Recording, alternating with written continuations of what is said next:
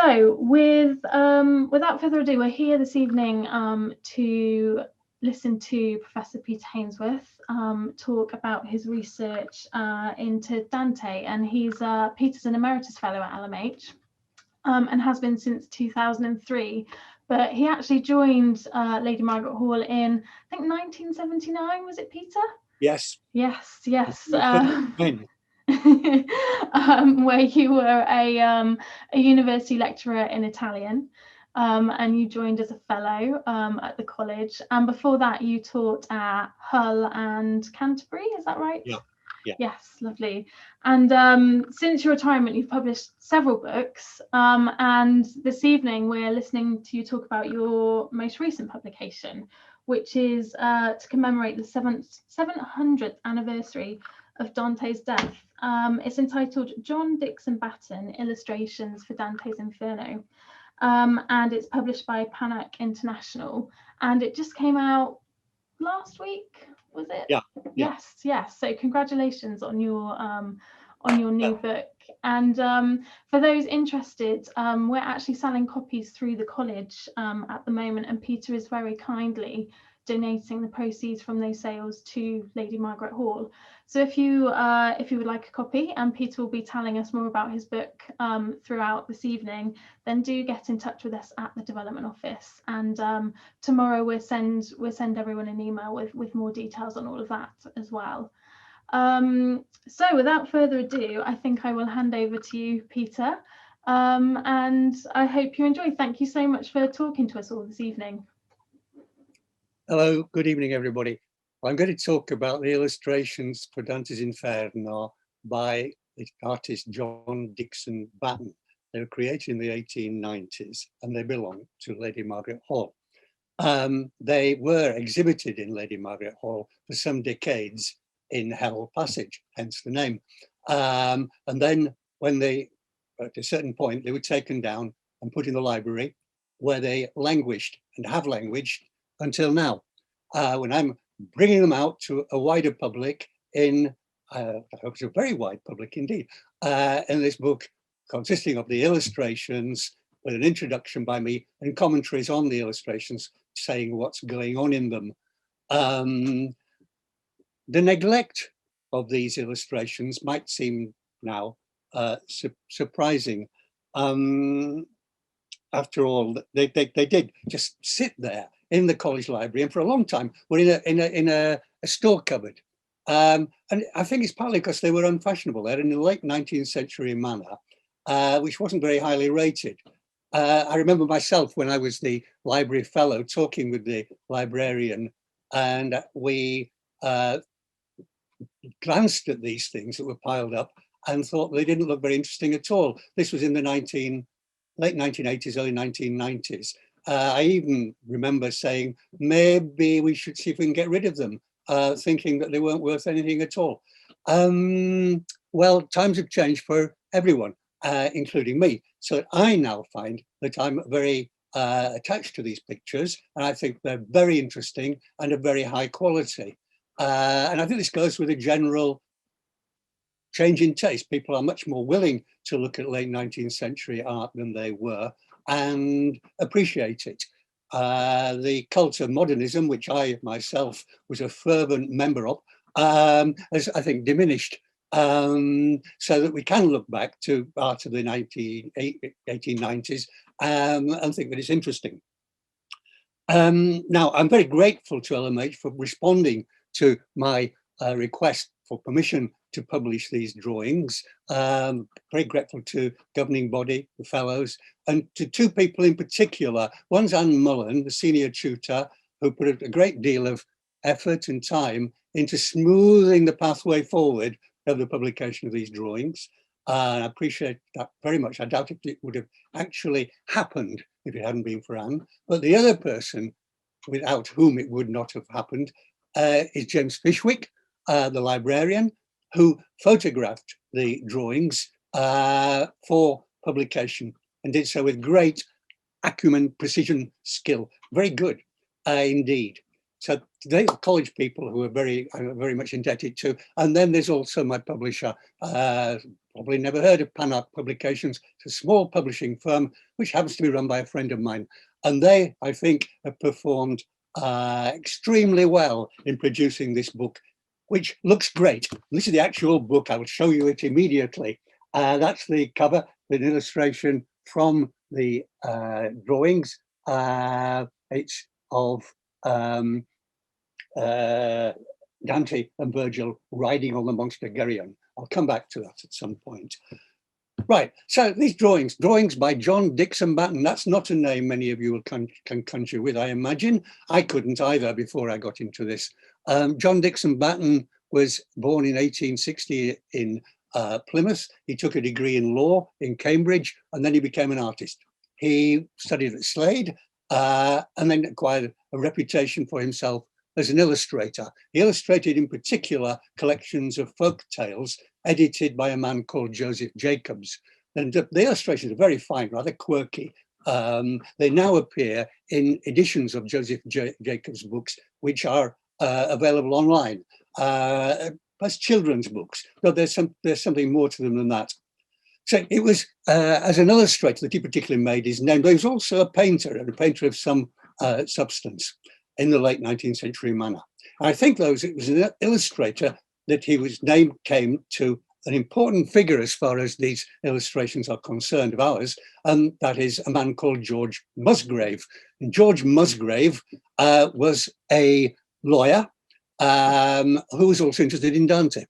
And he translated Dante's Inferno in the around about 1890 with the intention of going on to complete a translation of the whole thing, which he never did.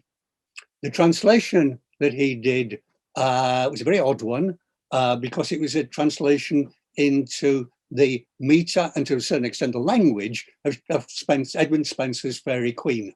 An odd thing to do at the best of times. And in the 1890s, I think it seemed particularly strange. So it wasn't very well received. That was published, okay. Musgrave decided that he would do a second edition, and he decided that edition would be illustrated. So he got John Dickson Batten to do the illustrations. Batten did them between 1897 and 1900. Then, for reasons we don't know, the revised version was never published during the lifetime of the two men. It eventually came out, edited by Musgrave's executor in 1933. And it was received with total indifference, not to say hostility. And I'm afraid that Batten's pictures suffered as a result, but it's also the way in which they looked in the book. For instance, just to show you what it was like, that's a page from the book. It shows Dante and three beasts near the beginning. I'll come back to this one a little bit later. But you can't see much of that picture, or rather you can see it, but you can't appreciate the detail or what's going on in it. So when Musgrave's book went down, Batten's illustrations went down too. The book had come out at the wrong moment. The illustrations were at the wrong moment too. Modernism was taking over. And that's when they went to LMH, because Musgrave left all his Dante material, and there's quite a lot of it, to LMH. He left all the prints he got, and he left the actual blocks that had been done from Batten's original drawings and the original drawings themselves. The main set of illustrations that he left were color types. Now, color types are a kind of easily reproduced, a way of easily reproducing illustrations that was very much used in the later 19th century and early 20th century. It's basically, I don't understand the process myself, but it's based on using gelatin and on a surface in a way that repels water from the bits that you don't want to be marked in any way in the illustration. These color type illustrations are much bigger than the illustrations that were in the book. Just to show you, this is one of the illustrations that I've borrowed from the college for this event. It's the same picture I showed you a moment ago, and you can see the scale of the drawing there in this collotype reproduction. And it shows, I think, a much better, much more interesting drawing than was there in the book, in the translation. And it's from those collotypes that we've worked for this book that we've just brought out. And you can possibly tell that in this book, the illustrations are not quite the same size as those collotype ones, but they're a reasonable size. So that's not too far from the collotype card I've just shown you. Now, so that's what we use those collotypes rather than the original drawings, which we also had, because the drawings are in a poor state. They're stained, and also they've got markings on them, which perhaps Batten himself did when he submitted them to the printer. So whilst the drawings were valued as having a certain value in 1933, £80, it was said, where the collotypes were seen as valueless. But it's those collotypes which I think best convey what Batten was up to. So it's the collotypes that I've got in the book that you'll see on the screen as I go along. Some of those pictures that I'm going to show you are versions of the collotypes that were done by me, and I should have found the ones by James, which are much better, but they are still more or less visible and okay. Right, so I got moved to the illustrations. And now, except first, I should say a word about Dante, just in case you have trouble identifying what Dante was about, which can easily happen, even though this is the 700th anniversary of his death and a celebratory year. All sorts of things are happening. This was one reason for trying to bring the book out now. Dante's Divine Comedy, written probably between about 1306 and the time of Dante's death in 1321, tells the story of Dante's journey through the afterlife. He does so, according to the story, at Easter of 1300, when he's 35, halfway through the path of our life, as he says in the opening lines of the comedy. And he's guided by, in the first instance, the poet Virgil, who's been sent to guide him when Dante tries to get himself out of the moral and intellectual mess he's in and fails. Virgil has been sent by Dante's beloved Beatrice, who's in paradise. Virgil is not. Virgil's in limbo, the place reserved for virtuous souls who were ignorant of the Christian religion and not baptized. So it's in hell, they're excluded from heaven. At the same time, it's not too bad. It's the best place in hell. Virgil is sent by Beatrice. He guides Dante down through hell to the depths of hell, to where the figure of Satan is. So that, the first part of the Divine Comedy, Inferno, is about this journey down through the various circles of hell, as described by Dante, to the figure of Satan, which they reach at the very bottom of hell. I think we'll show you a picture of Dante's world at this point. So Emma, could you show number 1? Yes, of course, just bear with me.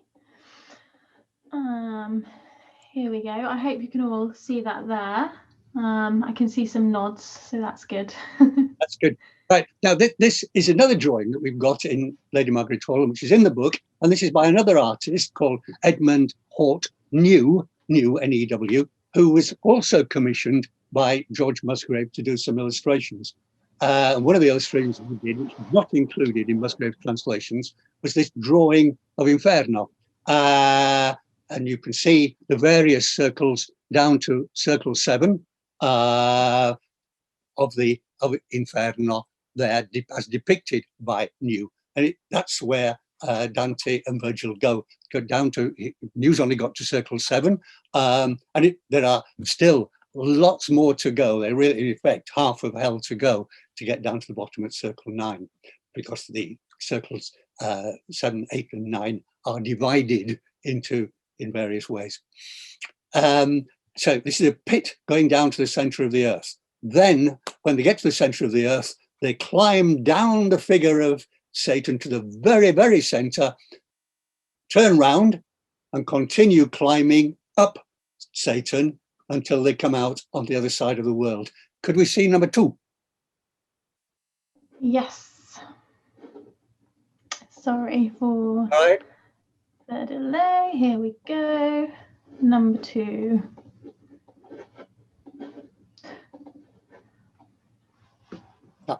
This is the whole world as Dante seems to envisage it.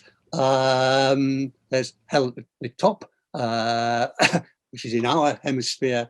Then Dante and Virgil have said, reach the middle of the earth, climb down and then up Satan and come out on the other side of the world, where they are at the foot of the mountain of Purgatory. And this is the second part of the poem, Purgatory, Purgatorio, where Virgil continues to be Dante's comrade, but much less of a guide than he was, at least to the place. Here, there are the souls of those who repented in a way that the souls of the damned didn't. Dante and Virgil climb up the mountain of Purgatory. Very interestingly, this is all the same direction. They've gone down, and it turns out to be that they're going up. When they get to the top of Purgatory, they reach the earthly paradise, Garden of Eden, where Dante meets at last Beatrice, who'd set Virgil off in the first place. Virgil now disappears. Beatrice, in a wonderful seat, takes over, and now Dante is ready to go to paradise. So from the earthly paradise, Dante and Beatrice take off into the heavens proper, and will go upwards from one heaven to another, that is, as far as we're concerned, from one planet to another, or one planetary sphere to another, from the moon upwards until they go beyond the stars and beyond what Dante calls a prima mobile, to the abode of the blessed and of God in paradise proper. At that point, Dante has a vision of God and can come back to earth and start telling the story of how he made this journey. So it's a wonderful circularity to the poem.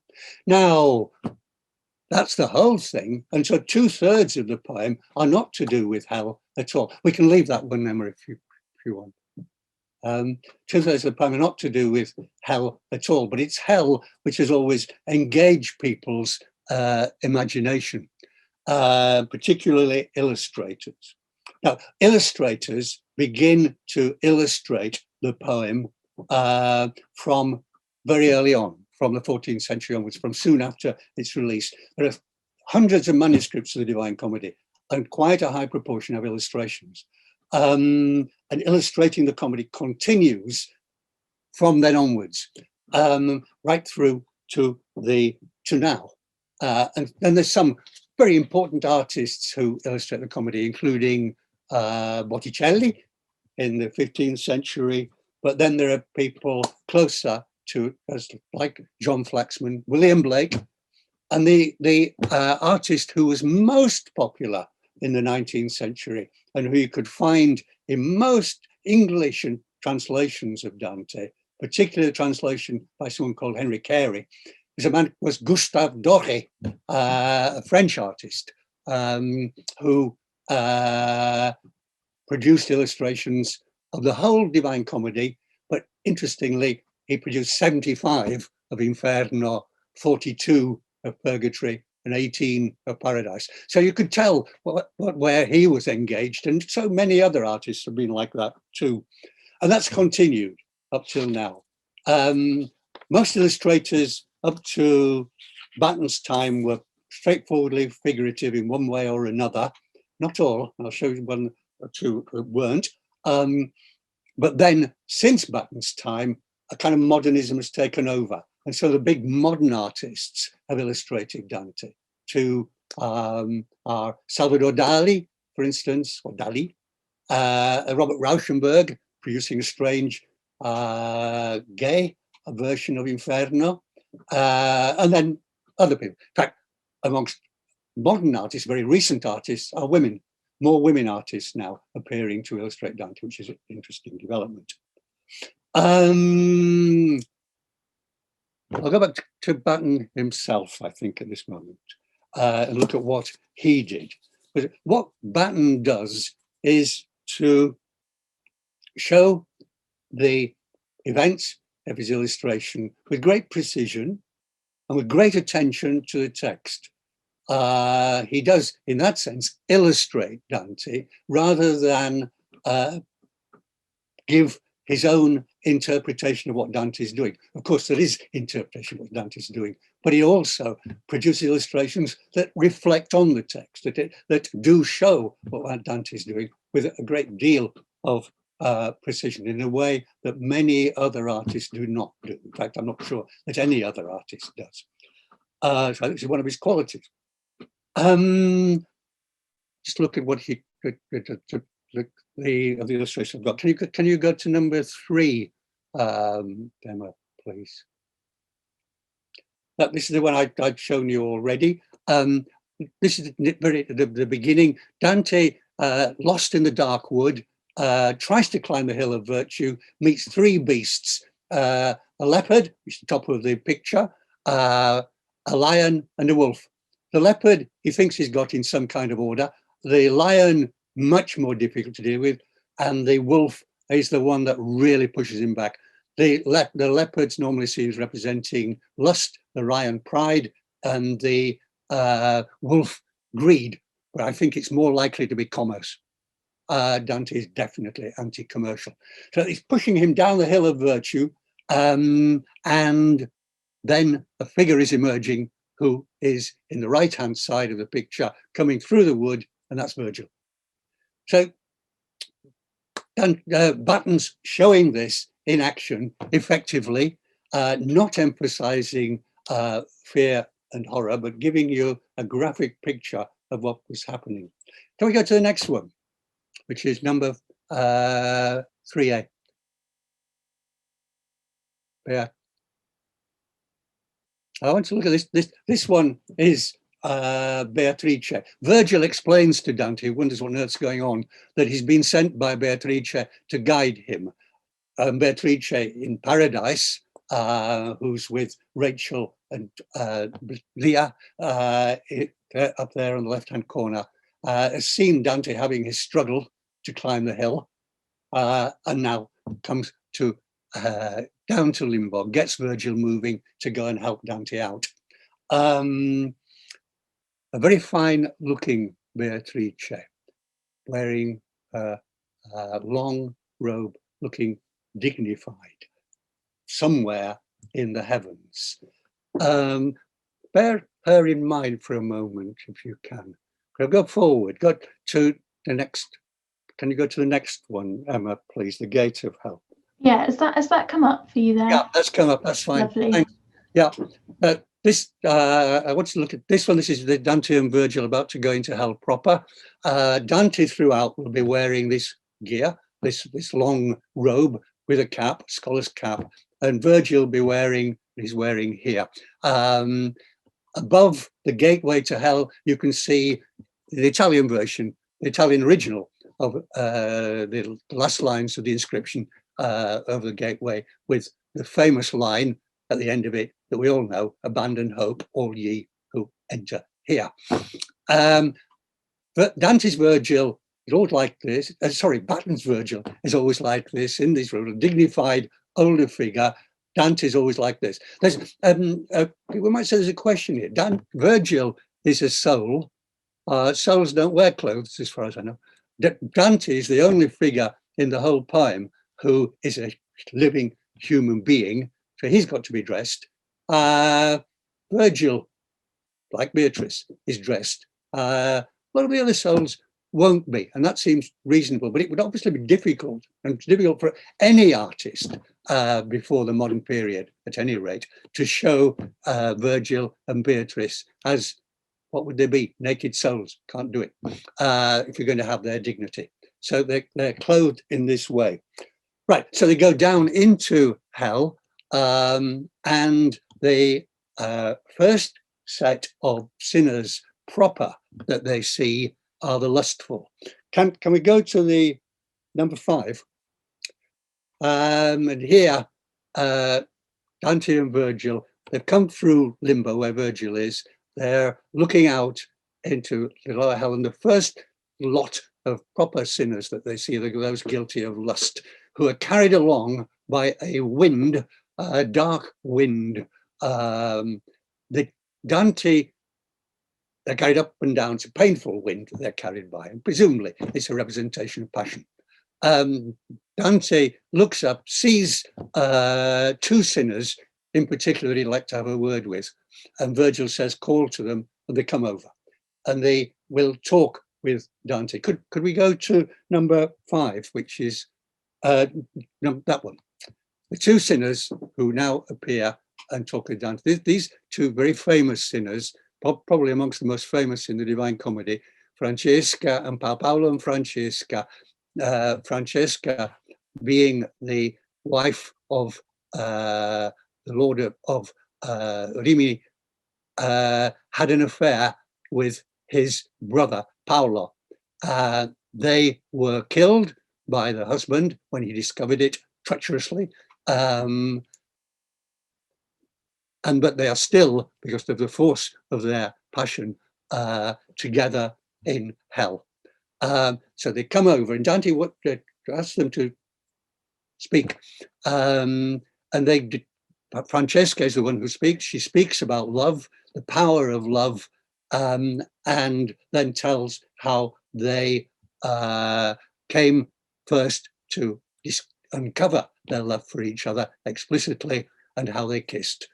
She then mentions that their husband killed them, and says he killed them treacherously and will be punished in the lowest part of hell, reserved for the those who are traitors to their family. Now, Batten's version of the 2 lovers is particularly light and airy. Batten has managed to pick up something in Dante that many other illustrators do not. Dante had said that they are light on the wind. They come over like doves coming to the nest. I think this captures the lightness here in a way that other artists do not. And I want just to look, time is flying, at a couple of examples of what other artists have done. Can you, first, an absurd one. You look at number 7A. Sorry. This is a late 18th century, beginning of the 19th century one, by an artist called Ademollo, not well known at all. He did a whole series. You can see, this is a problem. It's published in France. He's got his 2 figures, Virgil and Dante, wearing laurel crowns, both laurel poets, theoretically. And then you've got Paolo and Francesca coming towards them, looking for all the world as though they're just 2 people from French society caught up in a wind. In fact, it seems the artist gave portraits of Chateaubriand, the writer, and Madame de Recamier as these 2 figures. A kind of playful, but not at all Dantesque representation, I think, though an interesting, possibly entertaining one. Now, other people in the 19th century tried to do other things. Can you look at, let's go to Doré, 7B. This is Gustave Doré. Now, Doré did 4 illustrations for the Paolo and Francesca canto, but look at that, the voluptuousness of his Francesca compared with Batten's version. And I am quite certain which one I think is closer to Dante and indeed more appealing. And the same goes for perhaps one of the most famous illustrations of the Paolo and Francesca episode, which is by a man called Ari Scheffer. Could you get 7C up. So this is a small picture. Now, Ari Scheffer made a great deal of this episode. He did, on some counts, I've seen 11 versions of Paolo and Francesca. And you can see what he does. It becomes extremely sensual indeed. You've got Virgil and Dante in the background. But there's not any of the delicacy, I think, that you find in Batten, and which I think is fully justified. Just to look at a couple of other artists. Can you go to 7D, which is Blake? This is William Blake, working in the earlier part of the century, and he represents Dante fainting at the end of the episode, as does happen when he hears of the story. And he's got the sort of swirling in this peculiar way. He's also got, in the little circle up on the right-hand corner, the kiss. His Virgil, I think that must be Virgil, looking down on the fainted Dante, looks more like a woman than a man, but I can't think who else it will be if it's not Virgil. Very odd, very individualistic. Whether it works or not as an illustration, I don't know. Can we go to a couple of modern ones, just to see what modern ones have done? This is a man called Martini. There's some other modern artists have done. He's got this basic story. He brings in, though, quite a few quotations from the text. So you've got the two of them being killed, and then you have the names in the text. Then you have the wronged husband or wrongful husband down there in the bottom of hell, plunged in ice. Well, yeah. A long way, I think, from Dante, although it gives some information that works. Two more, very quickly, two women. One, an Oxford artist, Rachel Owen, whose illustrations were done just a year or two ago, not long before she died.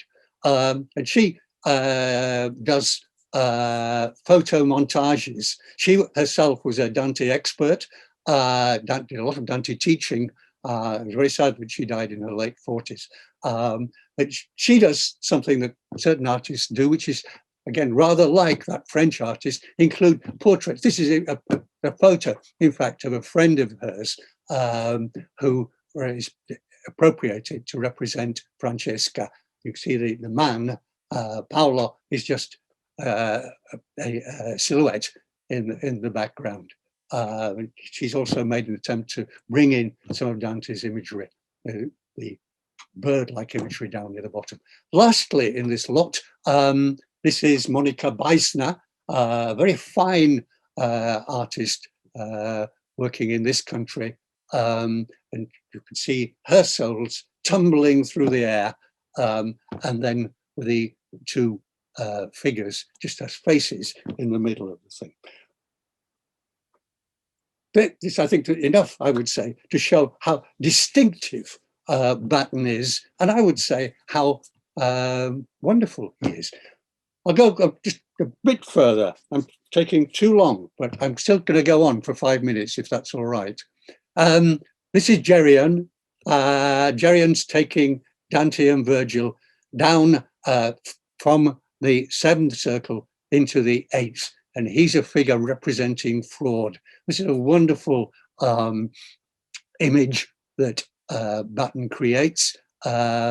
This strange monster who has the face of a just man, but is actually all snaky and deceitful underneath. He's terrifying. What is interesting, we've used this as the cover, by the way, of the book. What is interesting about it is just how careful Batten is to represent as accurately as possible the various divisions of the 8th circle.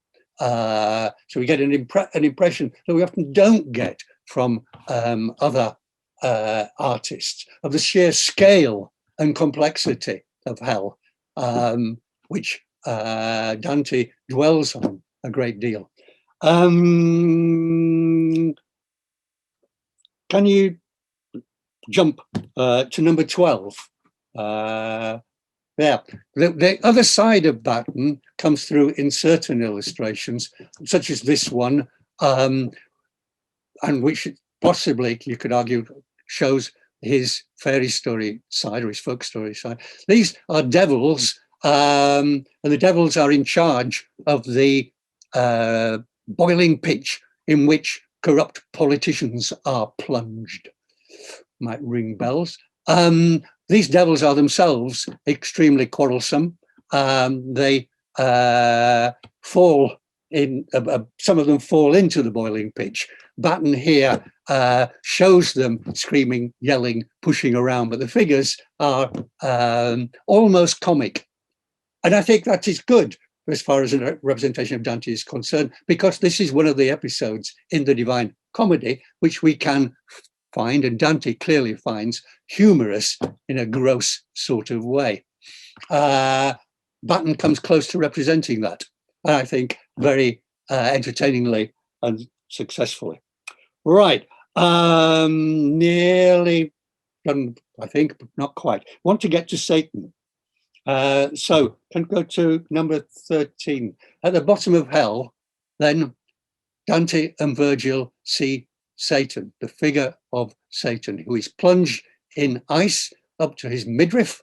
He has enormous wings, bat-like wings, which are waving and producing the cold wind, which is perceptible through lower hell. And you can see Dante and Virgil at the bottom right-hand corner, the wind blowing at them, with Dante hiding behind Virgil. What they're looking out at is over the ice in which the sinners guilty of treachery are plunged.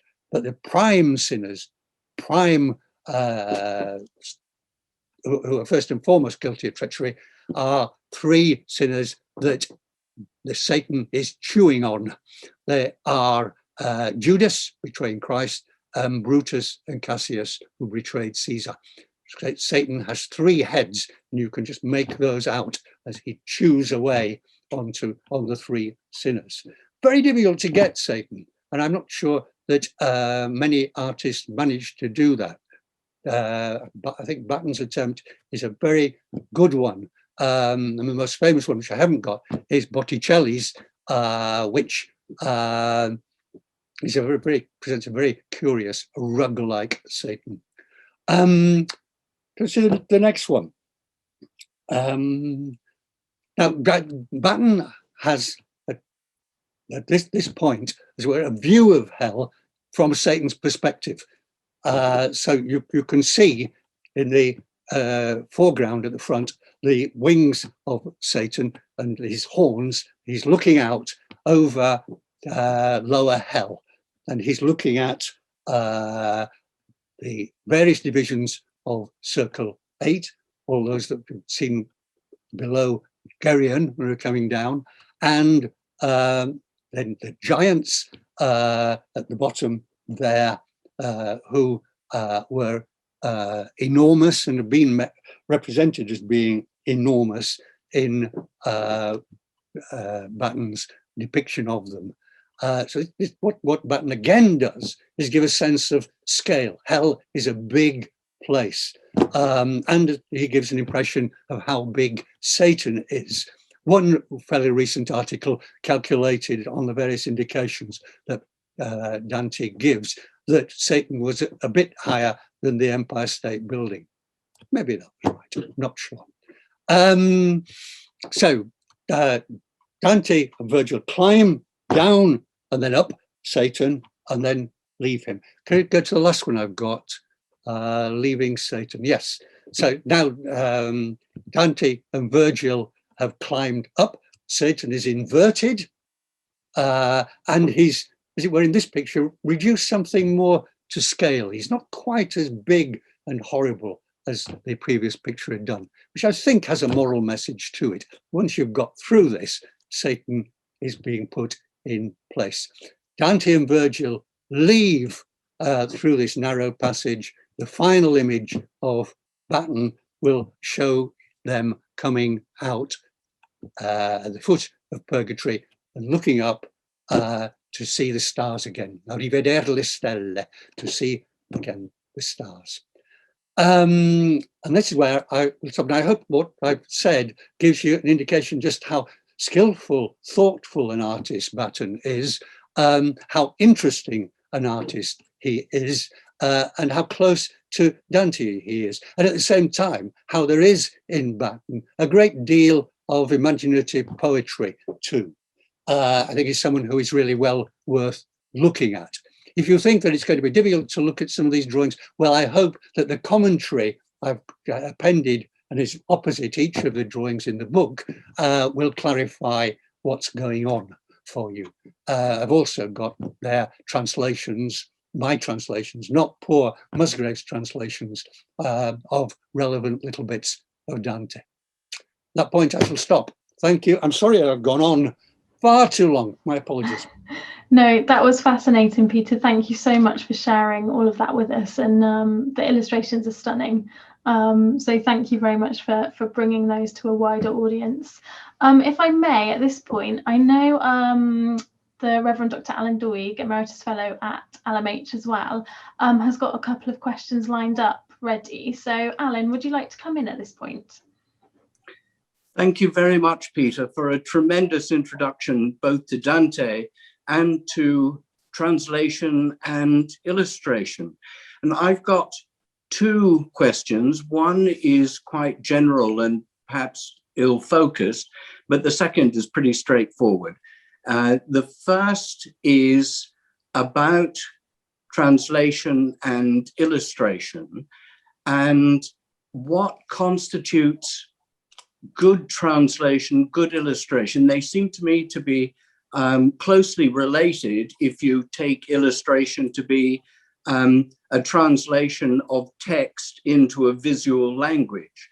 So what is it that makes, in the first place, someone great like Botticelli so great, and how do we reassess Batten and his illustrations? The second question is pretty straightforward, and that is simply, what future would you like to see for the Batten illustrations in LMH? Right. Well, I think in answer to your first question, I could probably go on for a good hour, but very briefly, I think translations of Dante, which there are hundreds, seem always to me to distort it in one way or another. But that's probably inevitable. In some ways, the translations which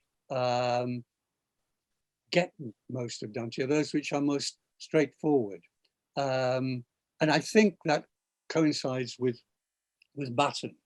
So that he doesn't try too much to capture, let's say, horror, whereas many a version of hell dwells on the horrific side, particularly, I think, Gustave Doré, but other artists too.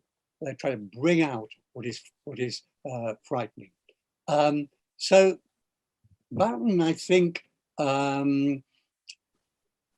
is admirable for the way in which he stays close to Dante, and you can use him to read Dante in a way that you couldn't, let's say, with Rauschenberg or Dali. And I would say now you can't with Doré, but you can with Batten. So I think the translation has actually got a great deal of correspondence in Batten, in a way that many verbal translations of Dante fail to do. Is that a reply? Possibly. Yes, I think that's a reply. And what's going to happen to these? Well, there's going to be, we hope, an exhibition of these, probably in the library in November, when there's an Oxford Dante festival taking place, and when there will be all sorts of events taking place around Oxford, ranging from lectures to concerts. And we are hoping that the drawings, the collotype reproductions, will be displayed probably in the library. After that, I don't know, it would be very good if there could be a room which in one way or another was a dedicated exhibition space, or at least a room which had got other purposes, but could act as an exhibition space. Or perhaps a restoration of Hell Passage? Perhaps. No, I think we'd have to be quite sure that the drawings, the illustrations were protected from any kind of interference, as could easily happen. Thank you. Thank you, Alan. Thank you. At this point, does anyone else have any questions they would like to put to Peter, either using the chat function or raising your virtual hand, so to speak? We're getting some compliments. Sue Tyson, I can see you there. Would you like to come in? This is a really difficult one, but what is your favourite translation of Dante? Favourite translation? Because I've got the disease of reading it in the original, I haven't got a favourite translation. But I think that the translation by Mark Musa is a good translation, which was the Penguin one. But also the one which has been, which replaced it by Robin Kirkpatrick is very good too. Thank you. Robin Kirkpatrick tries to get more of the poetry, as it will. Yes. Thank you so much. And Clive, I can see you've got your hand up as well. Yes, thank you for a wonderful paper, Peter. I used to use the pictures when I was introducing students to LMH. I don't know if you knew that they were pulled out once a year, and I gave a talk about LMH as a place and explained why Hell Passage. So I showed the pictures of hell. That may explain why some of them may look rather dirtier than others, I have to say. I did not respect them the way I probably should have done. But my own favorite translation is with you, Mark Musa. And I used to teach that when I was at Cornell. And my favorite moment of teaching was to talk through the Farinata incident, where the atheist comes out and says, "Who might your ancestors be?" in that wonderful way to Dante. Is that illustrated? Yes, it is. But it is, and it's. Look, I'll show you it in the book. Well, I shall certainly buy the book, but I could never find that. I would certainly have talked about that.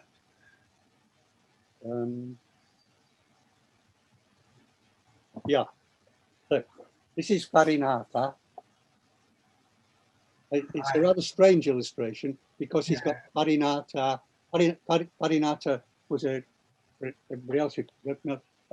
active 13th century politician on the other side to Dante, and they have a political ding-dong. He's a figure of great power who is plunged in a burning tomb, but who pushes himself up through, as it seems, sheer force of will.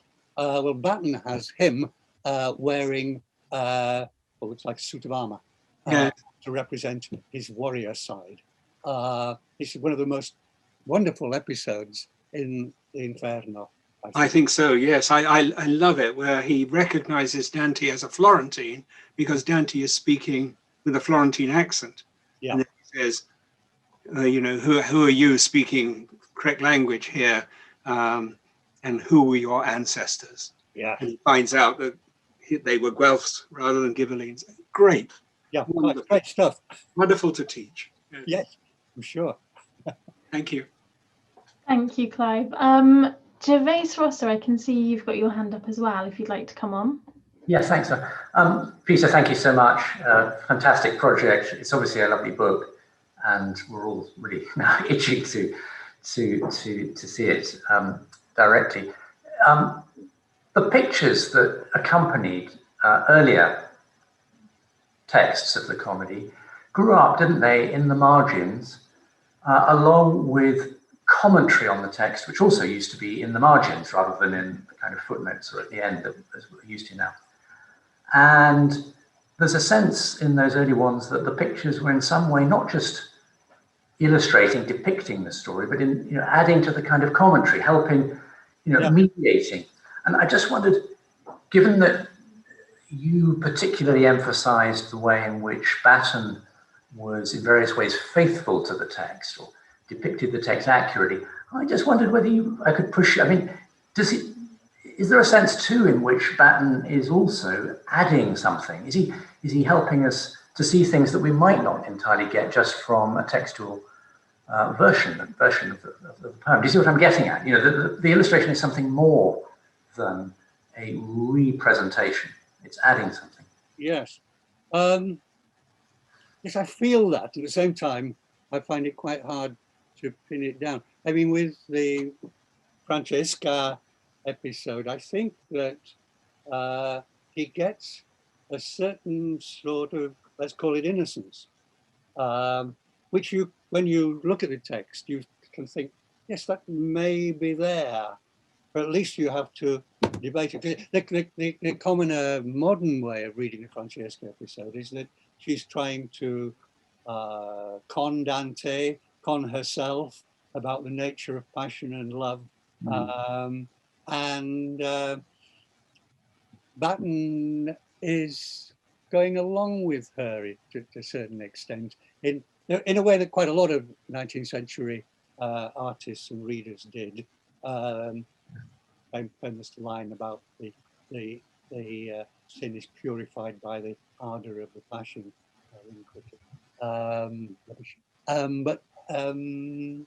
I think Batten comes close to showing a certain kind of, we can only call it sinful innocence there, which I don't think other artists do, and certainly modern artists don't. I think largely because modern artists don't read the text with the same attention. But I got older artists, I'm not sure. But I got other ways. I think the way in which Batten gets perspectives on hell brings out something which is definitely there in the text, but is not something that you immediately pick up. I mean, take the example of the satanic view. Yeah. I mean, surely that's completely original. Nobody done that. No. You suddenly get a perspective, as you pointed out, on the whole, the dimensions of the whole, the ghastly enormity, the hollowing, endless enormity of hell, in a way which, you know, even the text doesn't give you that. Yeah, I think the text does suggest the vastness and the rather wonky order of hell, but it doesn't give you the sense of scale that Batten gets, or at least it at most it suggests it. So yes, I think that's you're right. You're certainly making me think there. Thank you again. That's great. Really great. Thank you. Any other questions? We've still got time for a couple more if anything comes up. But while we wait, I will just say, Peter, I don't know if you can see the chat, but we're having lots of compliments in the chat. People looking forward to reading the book. And just to remind everyone, I will drop you all an email tomorrow with full details on how to order a copy. And also I should note that Peter's written a really lovely article for us in the alumni magazine LMH News, which should be with you kind of next week and the week after as well. So do keep an eye out for that. Nick, sorry, Nick Shrimpton, have you got a question there? Sorry. Indeed, yes. Peter, is there ever a sense that Batten is responding specifically to Musgrave's language? I mean, you've given an account of him rather as sort of going back somehow past Musgrave, or more authentic Dante, but he's meant to be illustrating Musgrave's Spencerian text. Yes, that's right. I don't think he does pay attention to Musgrave and in any significant way. his notes just do refer to Musgrave's translation. They say this illustration has got that particular stanza of Musgrave in mind, but but I don't think there's any way in which Batten picks up those that Spencerian flavour of Musgrave. And Musgrave's translation, in spite of its language, as far as I've seen, I've only read bits, is actually close to Dante. It does follow Dante fairly accurately, but the idiom is so off-putting that it's hard to take it, which is the reason why I, with some hesitation, I didn't use Musgrave's translations in this book. I felt guilty about it, so I've said that the book is in memory of George Musgrave. It was his generosity which led to these illustrations coming to Lady Margaret Hall. We don't know why, by the way. We don't know why he left it. I would love to know if anybody does have any information about Musgrave or Batten through family connections, and please do get in touch. Our LMH records don't indicate why Musgrave left to the college. We presume there was a connection somewhere, but it may have just been he wanted to encourage women's education. I don't know. We did already have a couple of early editions of Dante, didn't we? That Lucy Ethel Wilcock or someone gave to the library. That's right, yes. Yeah, and he was based in Oxford, so I don't know if he visited those, or who knows. I don't know. I'd love to know. Yeah. Well, maybe we can keep probing there. Actually, it would be very interesting to find out. Thank you, Nick. And I think just one more question from Margaret. Margaret Whip, have you got a question there? Thank you very much. Super talk. Thank you very much indeed. I was interested, I guess not surprised, when you mentioned the statistics about the range of the pictures from the first part of the poem and the second and the third.